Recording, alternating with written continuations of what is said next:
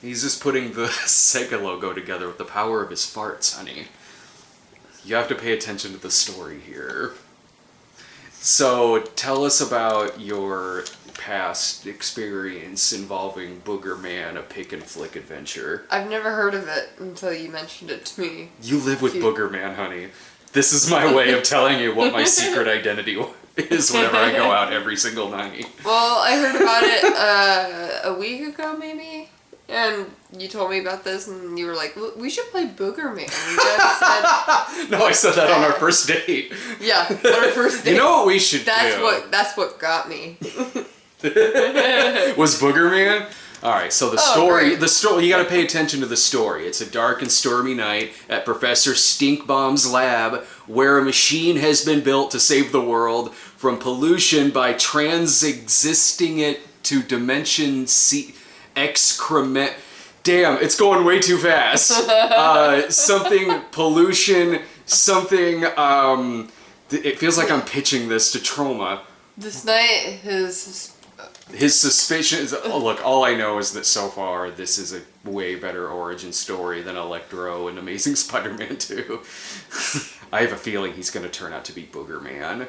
Yeah, okay. Well, I still don't know what's going on, but, Well, isn't it obvious? He is Boogerman. He's got to go through the swamps. I mean, I don't know. No, we're too far really deep. have no idea We're too deep into the game. You got to collect your plungers. You got to fight like hillbillies and other swamp monsters to eventually something excrement. It said excrement on there. That's you collect cans of chili, which I really love this game. Obviously, no, it's silly. That's all it is. I'm not scoffing like. You're scoffing at this game. No, I just think it's silly. That's all. I've never heard of it. I wish this. And I'm really not.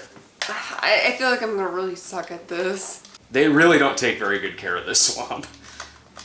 This is really complicated for me. Oh, it's not complicated. You see, I'm gonna suck at this you see an enemy, you throw your boogers at it. That's what I do to you after I have my night terrors.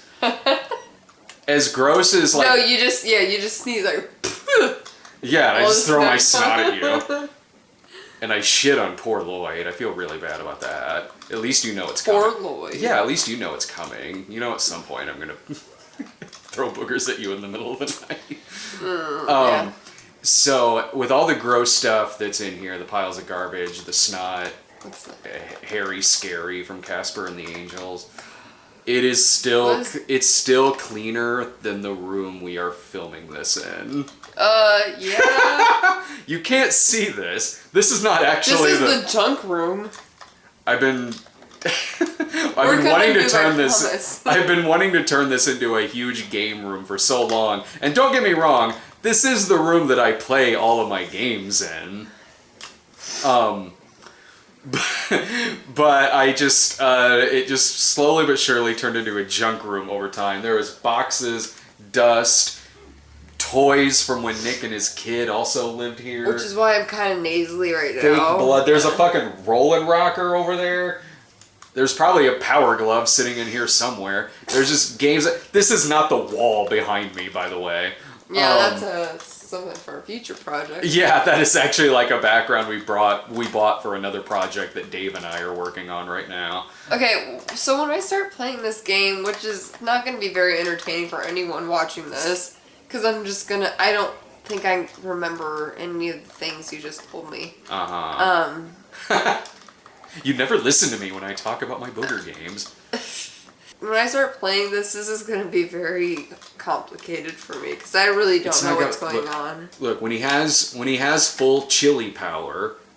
What does this mean? It means, look, you hit C and you can... Oh wait, he's doing something else right now. Oh, okay. Look, that's the fire chili power. And if you hit up and C... Did you mention that earlier? Chili power? Oh, that goes without saying with Boogerman. Oh my god.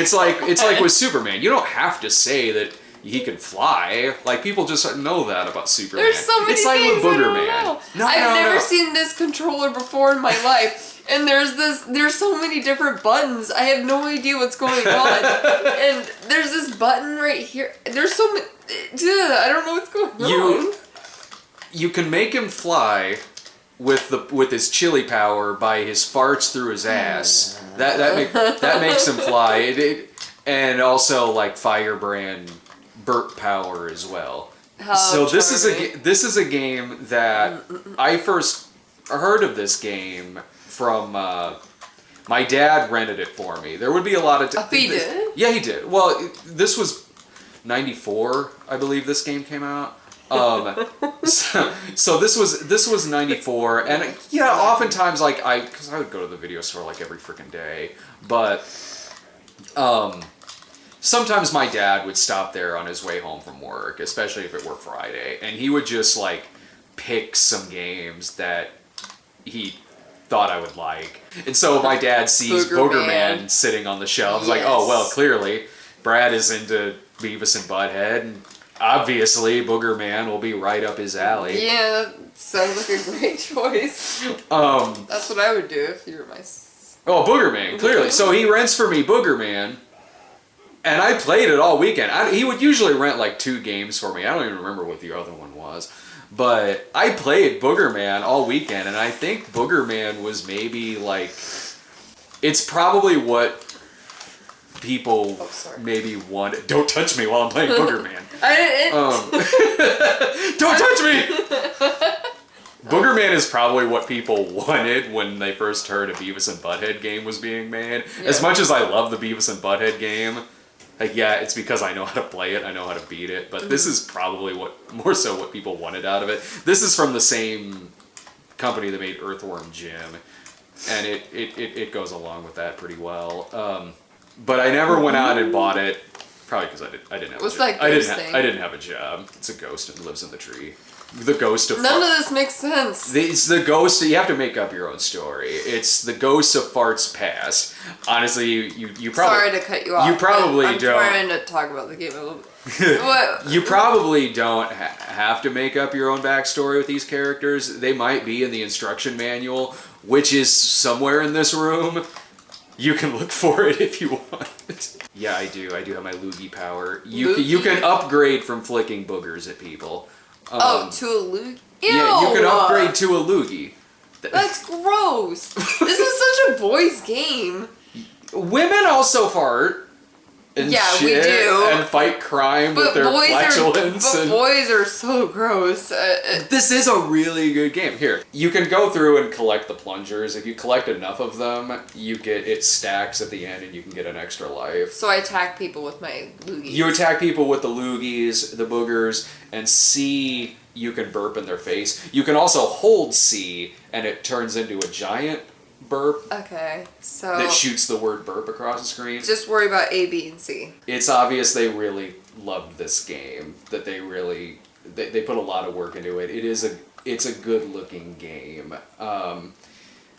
Like a Ren and Stimpy trauma adult cartoon come to life, and I do wish it was a franchise. They tried...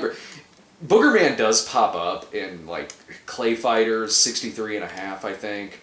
Or 63 and a third, whatever it was called. I think you could fight Earthworm Jim with him in that. And there was a Kickstarter at one point to do another Boogerman game, but nothing really came of it after that. Unfortunately, like they really could have had like a really good franchise out of this. I think. Right down the password: Red Chili Man, Abominable Snowman made of slime. Flesh-colored booger, and something from Stephen King's Graveyard Shift. Have you ever heard of a show that I would be surprised if it lasted even 13 episodes? Maybe it did. It was called The Brothers Grunt. This is like a good version of that. The Brothers Grunt was an MTV cartoon from the mid-90s. And I remember how much it was advertised, where it was like, oh, this is going to be like the new Beavis and Butthead. You know, Beavis and Butthead was big at the time. So here's the Brothers Grunt, which are these like gross-looking brothers, and everything's all like toxic waste-looking and everything. Like they all have like, they're halfway between melting or turning into the Joker. And then I remember watching it, and me and my friends being so mad at this show. Because all it was it was just these like gross deformed creatures just like burping at each other in like gross burp speak. Is that a thing that happened in your time? Belching? Oh, it's still a thing. No, I mean gross like humor where it was like a gross out comedies. No, not gross out comedies, because I know that Garbage Pail Kids and things like that, and like I mean those were not gross out comedies, but I mean like it's specifically targeted toward kids. Just like because that's disgusting looking creatures and things like that. Yeah, because I don't really notice that now. Maybe. Yeah, it seems like there was a lot of toxic waste was big in the 80s. It was toxic waste, radiation. We were all very scared of nuclear war and radiation. I was just watching a documentary on that. Yeah, thus you get the Garbage Pail Kids and the Brothers Grunt, I guess. They did. You know how Beavis and Butthead, they would be watching music videos? Yeah. They also tried doing that on the Brothers Grunt, but the characters didn't talk. So you would have a music video playing, and then these gross Burt brothers sitting there just belching throughout the whole thing. Charming. It's from the same creators as Ed, Ed, and Eddie. I remember that, and I didn't like that show either. When I was on Pop Quiz Hot Shot, not when I was good times. Not when I was the host. When I went back to be a contestant on it, there were about 4 episodes that were being filmed that day. One of the episodes had this guy on there who decided to do the episode as one of... That's because this story is bringing back terrible memories. He decided to play as a character from Ed, Ed, and Eddie, and he went like Daniel Day-Lewis method with this, and like never dropped character until... Okay, so he was... I was hearing him in the next room. Like, me and Rob were in, like, TV couch area, and we kept hearing this Ed guy in the next room. We're like, what the hell is going on in there? And so when everyone was eating later, the guy still didn't drop character. He was sitting next to me on the couch, because of course he was, and going like, cheese is so cheesy. I'm like, oh my god, this is my break. And I think Doug said something like, for the sake of all of our ears, please drop character. Get in there. You don't fit. For the next episode of Will It Fit, we're going over to the swamp and we're gonna fit some snails. Don't worry, we have enough plungers to get it out. Relax. There's enough plungers to collect in order to get an extra life. An extra life means we'll fit 2 snails in our ass. If you see a toilet in the swamp woods, that's a good sign. All the shit in there will be petrified. Makes for some good fitting.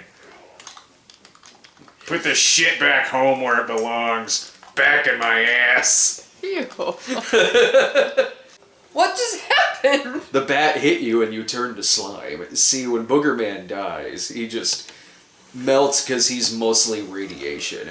Honestly, he's got so much radiation poisoning going through him that regardless of you getting hit by the bat, he would probably eventually melt. But the toilet's like a portal.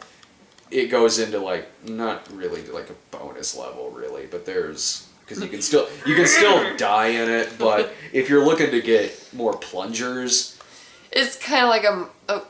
Like, if I was playing this game to beat it, you gotta... Oh, shit! Well, you didn't tell me what to do! You shouldn't explain this! You shouldn't jump in the snot river. I don't know this control. It's a river of snot! Oh, good, we can... Or are we starting from the beginning? We've always been in the first, like, 3 or 4 levels. It all feels like the same. No, it goes on to other... Like, you go in the sewers and shit like that. Excrement. Mm-hmm. I love Snotty Ragsdale has taken a job at the lab to investigate its safety and find out exactly where the pollution is going.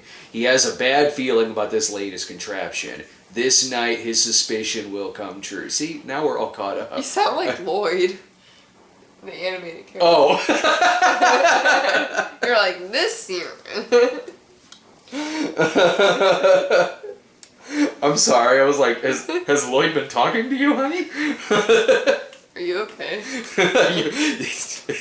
Yes, dear, Lloyd has a very soothing voice. You sounded like the Lloyd character with your voice you were doing there. Oh sure, but when I belch on snails, you yell at me.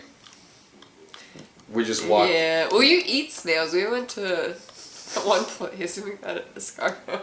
No, just when we're going through a walk in the park. Remember when I sneezed on your foot?